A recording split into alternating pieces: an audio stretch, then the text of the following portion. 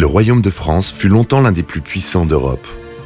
De Clovis le Franc au dernier jour de la dynastie des Bourbons, du règne austère de Saint-Louis à celui de Napoléon III, vous allez revivre 15 siècles de notre histoire. Nous allons vous raconter les monarques français entre conflits, trahisons, rivalités et alliances. Vous écoutez Henri IV, épisode 2, première partie. Le 1er août 1589, le dernier des Valois, Henri III, est en train de mourir poignardé par un moine fanatique. Son dernier acte en tant que roi sera de désigner sans aucune hésitation son successeur, son cousin Henri de Bourbon, roi de Navarre. Henri de Bourbon est alors le descendant direct le plus proche de Louis IX et duc Capet, et par là même l'héritier légitime de la couronne de France. Après avoir assisté à la terrible guerre entre catholiques et protestants, après avoir été emprisonné au Louvre et s'en être échappé, Henri de Navarre est donc sur le point d'accéder au trône. Mais la lutte n'est pas encore terminée. On lui dénie ce droit et le trône reste vide.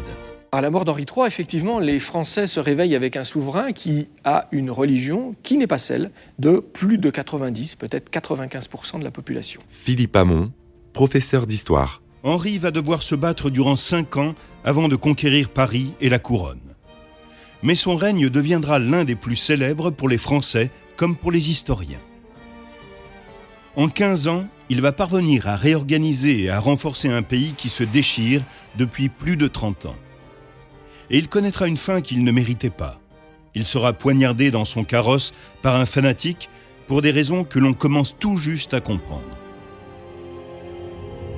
Après 261 ans de règne et 13 monarques, la maison des Valois, branche aînée de la dynastie capétienne, doit céder le trône à la maison des Bourbons.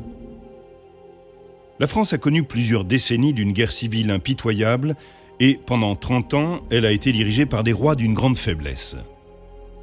Il s'agit des 3 fils d'Henri II et de Catherine de Médicis, François II, Charles IX et Henri III. Le pays a un besoin urgent d'être repris en main par un monarque fort, attaché à la paix, capable d'unifier le pays et de lui rendre sa prospérité. Henri de Bourbon, roi de Navarre, a une confiance absolue en son destin. Il se sent élu. Mais sa foi protestante va lui valoir encore un bon nombre d'années difficiles, car la mort du Valois Henri III n'a pas mis fin à la guerre civile, et Henri IV n'a pour l'instant que le nom de roi. Bien que la religion réformée compte beaucoup de nouveaux convertis, la majorité des Français reste catholique. Depuis Charlemagne et Clovis avant lui, la royauté est étroitement liée à l'Église romaine. Après plus de 8 siècles de tradition ininterrompue, comment pourrait-on confier le trône à un hérétique ? Émus par les derniers mots de leur roi, les nobles acceptent son cousin Henri de Navarre. Ils le considèrent comme l'héritier légitime et lui offrent leur soutien immédiat. Puis, tout aussi rapidement, ils font volte-face et se déclarent consternés à l'idée qu'un roi protestant puisse monter sur le trône de France et refusent de le reconnaître comme Henri IV, à moins qu'il ne se convertisse immédiatement au catholicisme. Non seulement c'est un hérétique, mais c'est ce qu'on appelle un relapse, c'est-à-dire quelqu'un qui a été catholique une partie de sa vie et qui est revenu à l'hérésie. Donc, c'est encore plus grave. Henri IV a changé une bonne demi-douzaine de fois de religion entre sa naissance et 1589, et donc il ajoute à la casquette, si j'ose dire, de l'hérétique calviniste, du disciple de Calvin, la casquette de celui qui, d'une certaine façon, n'a pas vraiment de religion, qui est capable d'en changer et qui l'a prouvé maintes fois. De qui espérer un tel changement de foi, si ce n'est d'un homme qui n'en a aucune ? Le chef que les catholiques de la Ligue veulent voir succéder à Henri de Guise, leur héros assassiné, est son frère, le très gros et très ambitieux Charles de Lorraine, duc de Mayenne. Il se proclame lieutenant général de l'État royal et de la couronne de France. Le parti de la Ligue tente de faire proclamer roi le cardinal de Bourbon sous le nom de Charles X. C'est l'oncle d'Henri de Navarre, et il offre à l'Église la possibilité de présenter au trône un héritier parfaitement légitime. Mais il est âgé de 66 ans et toujours emprisonné suite à son arrestation par Henri III. Il meurt d'ailleurs l'année suivante à Fontenay-le-Comte. En vérité, il n'est qu'une figure de proue, utilisé pour gagner la couronne et être remplacé ensuite par le duc de Mayenne ou le jeune duc de Guise, également séquestré à cette époque. Philippe II d'Espagne, depuis son palais de l'Escurial, a l'audace d'ignorer la loi salique et de suggérer que sa fille, l'infante Claire Eugénie, monte sur le trône vacant. Elle est la fille de sa troisième femme, Élisabeth de Valois, ce qui en fait la petite-fille d'Henri II. Henri IV n'a derrière lui qu'un sixième de la France et une armée affaiblie par près de 20 000 désertions.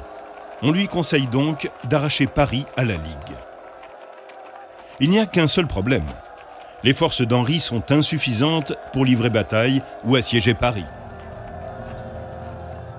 À la mi-août, le roi se dirige vers la Normandie.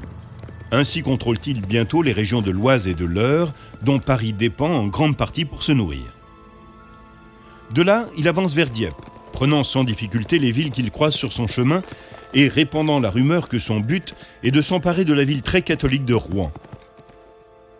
Apprenant cela, le duc de Mayenne quitte Paris et se dirige vers la Normandie, comme Henri l'espérait. Celui-ci va devoir affronter la puissante armée de la Ligue, sans argent, avec une troupe réduite au minimum et un ravitaillement de fortune. Mais son tempérament de Gascon lui interdit de se laisser abattre. On dit qu'il répondit, en apprenant à quel point ses adversaires étaient plus nombreux, « Vous n'avez pas tout compté, vous avez oublié Dieu et la juste cause qui sont de mon côté. » Le duc de Mayenne, qui remplace François de Guise, qui a été assassiné, on le sait, à Blois par Henri III, lève sa grande armée, une armée qui compte 2 fois plus d'hommes que celle d'Henri IV. Michel de Decker, écrivain d'histoire. Et arrive dans la vallée de la Béthune, à Dieppe. Henri IV se dit « Je suis le moins fort, étant donné que je n'ai pas de troupes suffisamment nombreuses, donc je vais être le plus malin. » Et il prend possession des ruines du château, un vieux château sur les hauts d'Arques, qui n'était pas encore Arques la bataille, château construit autrefois par Guillaume le Conquérant, et il installe là son artillerie. Il fait creuser des tranchées de plus de 2 mètres de profondeur et il place ses canons sur des collines stratégiques autour de la ville d'Arques, Dieppe, qui est sienne à présent, étant derrière lui. La bataille d'Arques démarre dans la brume d'un matin de septembre. Protégées par leurs fortifications, les troupes du roi vont tenir ferme contre les vagues successives d'assaillants. Le duc de Mayenne est trop confiant et ses troupes se révèlent bien peu vaillantes. Quand le brouillard se lève, les canons du roi commencent à frapper leurs cibles depuis les collines avec une précision impressionnante. Et avant midi, la bataille est terminée. Ce ne fut pas une grande victoire, et il y eut bien d'autres batailles. Mais elle eut un effet psychologique décisif. Le roi gagne du terrain et prend de plus en plus confiance. Il va être reconnu et couronné roi de France sans avoir à trahir sa foi. L'Espagne et Rome sont tenus d'aider la Ligue. Alors Philippe II d'Espagne, qui succède à Charles Quint, qui avait fait tant de misère en François Ier, envisage, lui, naturellement, de soutenir la Ligue des catholiques, car c'est un roi catholique, et par la même occasion de reprendre possession complètement de tous les territoires qu'il souhaite caresser et posséder en France. Donc il se prête à la Ligue dans l'espoir, certainement, de pouvoir la doubler une fois la victoire acquise. Henri, lui, reçoit le soutien des ennemis de l'Espagne et des amis de la Réforme. Les calvinistes hollandais, les protestants d'Allemagne, les Anglais et les Vénitiens ne veulent pas que l'Espagne s'impose en France. Le pape Sixte Quint, qui a excommunié Henri en 1585, est assez fin pour comprendre que la sauvegarde du catholicisme romain n'est pas la seule raison pour Philippe de se mêler des affaires de la France. Il envisage à présent d'autoriser la conversion d'Henri de Navarre comme une condition préalable à son couronnement. Enfin, malgré la propagande massive de la Ligue, une partie croissante de la population affirme préférer voir un Français, fût-il hérétique, sur le trône, plutôt que de subir l'ingérence de la monarchie espagnole. Le Français lambda se doute bien que l'invasion espagnole pour garder la couronne catholique cache quelque chose, que c'est un jeu trouble, que c'est interlope. Si bien que Philippe II et son armée d'Espagnols n'est pas du tout bien apprécié sur le territoire. Encouragé par la victoire et le soutien de ses alliés, Henri quitte Arques et se dirige vers Paris. Il arrive aux portes de la ville le 1er novembre, avant le duc de Mayenne, et met en place un siège qui paraît plein d'avenir. Mais à cause d'une erreur tactique, un pont qui n'a pas été sécurisé, il doit laisser Paris derrière lui une fois de plus. Il va passer les mois d'hiver froids et humides à Tours. Ce sont pour lui des jours sombres dont sont absents l'humour, la chaleur et l'espoir qui le caractérisaient. À la fin janvier 1590, toute la Normandie est quasiment sous le contrôle du roi. La seule ville encore détenue par la Ligue est Rouen. Henri projette de faire sortir de Paris le duc de Mayenne, de le battre et de marcher de nouveau sur la capitale. Le 14 mars, la Ligue affronte les royalistes près de Dreux, dans la plaine de Saint-André. Henri est de nouveau en sous-effectif, mais il sait aussi qu'il est le roi légitime et qu'il est le seul à pouvoir ramener la paix dans le pays. Les paroles qu'il lance à ses troupes avant le combat sont passées à la postérité. Si vous perdez vos enseignes, vos cornettes ou vos bannières, ralliez-vous à mon panache blanc. Vous le trouverez toujours au chemin de la victoire et de l'honneur.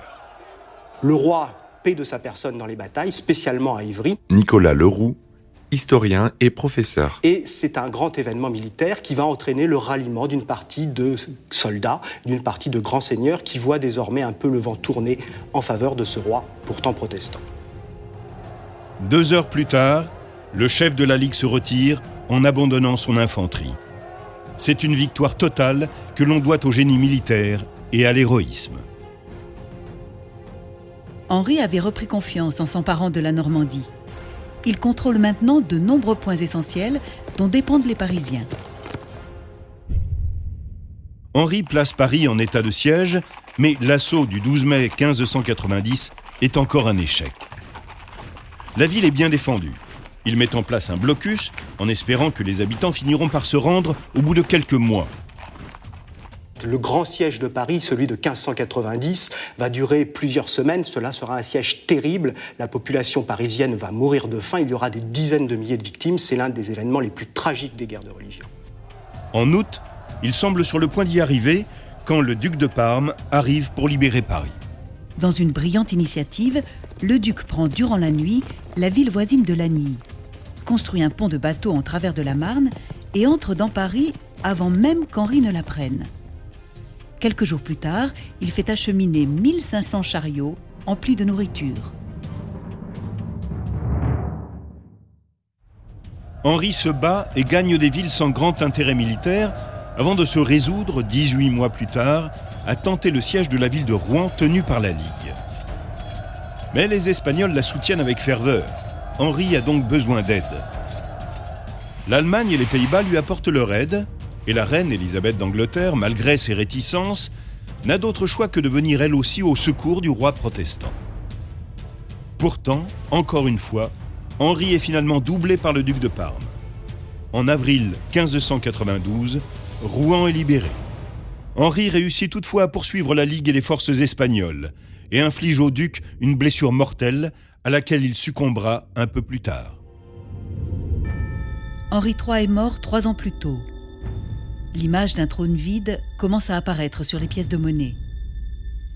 Malgré ses succès militaires, les tentatives d'Henri pour conquérir Paris se sont toutes soldées par des échecs jusqu'à présent. Des dissensions se font jour au sein de la Ligue. Les plus extrémistes demandent au duc de Mayenne de procéder à l'élection d'un roi catholique et d'accepter les revendications de leurs alliés espagnols, les Habsbourg. La frange modérée du parti commence quant à elle à encourager la réconciliation avec Henri IV. Le plan de l'ambassadeur espagnol, qui consiste à placer l'infante d'Espagne sur le trône, ne fait que développer le sentiment nationaliste des Français. La France veut un roi français et catholique.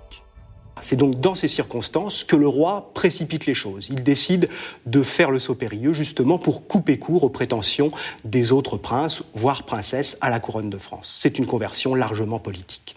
Henri de Navarre a toujours su qu'on en arriverait là. Pour être roi, il doit être catholique, sacrifier sa religion, la foi que lui a transmise sa mère, Jeanne d'Albret, et ce, pour le bien du pays. Il n'y a qu'à travers cette conversion qu'il pourra instaurer la liberté de culte pour tous. On vous dépeint toujours, Henri IV, comme quelqu'un qui, pour des raisons d'opportunité, devient catholique. Jean-François Beige, écrivain. En disant « Paris vaut bien une messe ». C'est la phrase qui lui est toujours prêtée, qui est en fait une phrase qu'il n'a jamais prononcée, on la trouve dans aucune de ses lettres, ni dans les propos qui ont été rapportés. C'est quand même une philosophie et une phrase qui résume à peu près bien ce qu'il pensait, mais en réalité, ce qu'il voulait, toujours cette idée fixe, s'installer au Louvre, retrouver un royaume à peu près pacifié. Il fallait pacifier, quand on est protestant, il faut pacifier, il faut donner des gages au camp d'en face, c'est-à-dire aux catholiques. Et puis, il y a une autre idée qui est peu soulignée, c'est que chez les protestants, ils étaient contre l'idolâtrie, ils étaient contre le pouvoir des religieux et contre le pouvoir royal. Et quand on veut être roi de France, eh ben, il vaut mieux être du parti catholique. On sait que ce choix lui coûta beaucoup. Dans une lettre à sa maîtresse, il révèle la lourde signification de cet acte. « Demain, je vais accomplir un saut périlleux. » La majorité de la France est catholique. Si lui veut faire partie de la majorité des Français, Michel de Decker, écrivain d'histoire. il faut qu'il se convertisse. Alors, il accepte de jouer le jeu de la conversion et de se faire reconnaître comme catholique à Saint-Denis. Le 25 juillet 1593, dans la basilique de Saint-Denis, le roi abjure la religion réformée et reçoit l'absolution. Le soir même, le ciel de Paris est illuminé par les nombreux feux de joie allumés par une population en délire. Au cours de l'hiver, la cause du roi a continué à progresser, mais une part importante du royaume lui reste opposée. Cette fois encore, Henri va mettre à profit son instinct politique et, au lieu d'attendre l'assentiment total de la population, il va utiliser le couronnement pour obtenir son accord. Les portes de Reims, où ont lieu habituellement les couronnements, lui restent fermées. La ville est aux mains de la Ligue. Mais comme une ampoule d'huile sacrée se trouve à Tours, le 27 février 1594, Henri est enfin couronné en la cathédrale de Chartres.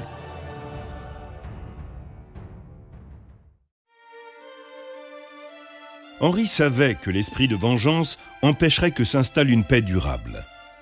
Pour éviter cela, à l'exception des plus virulents ligueurs qui sont bannis, tous les autres sont amnistiés pour les crimes commis durant les guerres. C'est un acte de clémence sans précédent. En pardonnant à ses ennemis, il espère gagner leur allégeance. Mais cela va se révéler plus compliqué. Henri IV est un roi soldat, mais ce n'est pas qu'un soldat. C'est un politique assez fin qui sait négocier, qui sait pardonner. Nicolas Leroux, historien et professeur. Qui sait passer des alliances avec ses anciens adversaires. Et c'est ce qu'il fait en particulier avec les villes ligueuses qui se rallient, il pardonne, ou bien avec les grands seigneurs catholiques de la Ligue, à qui il va également pardonner, à qui il va même donner des pensions, des dons assez importants pour oublier le passé. Il mène une politique de clémence, qui surprend d'ailleurs, une politique de clémence qui va être jugée comme inspirée par Dieu. Pour être prudente, la stratégie n'en est pas moins efficace puisqu'en moins d'un an, il retrouve plus de la moitié de son royaume, auparavant sous la domination de la Ligue. Fin 1594, le trésor a été épuisé pour acheter la Ligue. Le manque de soutien et une tentative d'assassinat dans les derniers jours de l'année le rendent déprimé. La dépression du roi, liée au long combat mené pour se faire accepter sur le trône, a sans nul doute influencé sa décision de punir l'Espagne pour les années où elle ravagea la France. Il avait beaucoup à perdre dans cette opération, mais aussi tout à gagner. Cela lui permettra d'unir le pays, de regagner ses amis protestants et de rallier peut-être davantage de catholiques derrière lui. Henri déclare officiellement la guerre à l'Espagne en janvier 1595. L'une de ses premières victoires, à Fontaine-Française, le 5 juin 1595, est suivie d'une bonne nouvelle. Le pape désire se réconcilier avec lui. Henri retrouve sa bonne humeur habituelle et son optimisme. Le roi est réveillé au Louvre par la nouvelle que la France a perdu Amiens contre l'Espagne. Il cache ses craintes et rassemble avec confiance ses dernières forces pour reconquérir la ville. 5 mois plus tard, les Espagnols cèdent en face du siège éprouvant que leur inflige Henri IV. Le 25 septembre, ils reconnaissent leur défaite et se retirent officiellement d'Amiens. Le roi de France n'a pas seulement retrouvé la ville, il a aussi gagné la loyauté et l'admiration de son peuple. L'Espagne est avide de paix et s'empresse d'entamer des négociations. Tandis que les négociations suivent leur cours, Henri se tourne vers le problème intérieur le plus urgent, la revendication de liberté religieuse des Huguenots. Il ne peut se permettre d'ignorer plus longtemps la montée des tensions. Mécontents, les protestants représentent une menace pour la paix. On établit les termes d'un accord et le 13 avril 1598, Henri IV signe l'édit de Nantes qui met fin à 30 années de lutte pour la liberté de culte. Les Huguenots sont entièrement amnistiés des crimes commis pendant la guerre civile et obtiennent la garantie de leurs droits civiques et de leur liberté de conscience. Les adeptes de la religion réformée ont maintenant le droit d'exercer librement leur culte de façon privée partout en France et de façon publique dans 200 villes désignées. En outre, ils peuvent désormais hériter de biens, se livrer au commerce, fréquenter les écoles et les universités et être traités avec équité dans les hôpitaux. Les protestants sont reconnus comme une entité politique, avec ses propres villes fortifiées et ses garnisons, financées par la couronne, pour garantir sa sécurité. Henri IV établit la coexistence non violente de deux confessions, dont une est légitime et pas l'autre. Philippe Hamon, professeur d'histoire. Mais il devient quand même, grâce à l'édit de Nantes, ce symbole, ce souverain symbole de l'exercice de la tolérance et, j'allais dire, d'un pouvoir politique qui parvient à imposer la tolérance à des sujets partagés entre deux confessions religieuses. Cette politique audacieuse de liberté religieuse va devenir la plus grande réussite du règne d'Henri IV.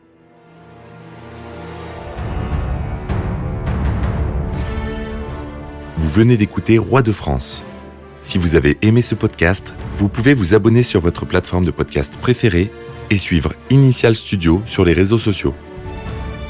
Roi de France est un podcast coproduit par Initial Studio et Merapi, adapté de la série documentaire audiovisuelle éponyme produite par Merapi. Cet épisode a été écrit par Thierry Bruand et Dominique Mougenot. Il a été réalisé par Catherine Mignot. Production exécutive du podcast, Initial Studio. Production éditoriale, Sarah Koskiewicz et Mandy Lebourg, assistée de Sidonie Cotier. Montage, Camille Legras. Avec la voix de Morgane Perret.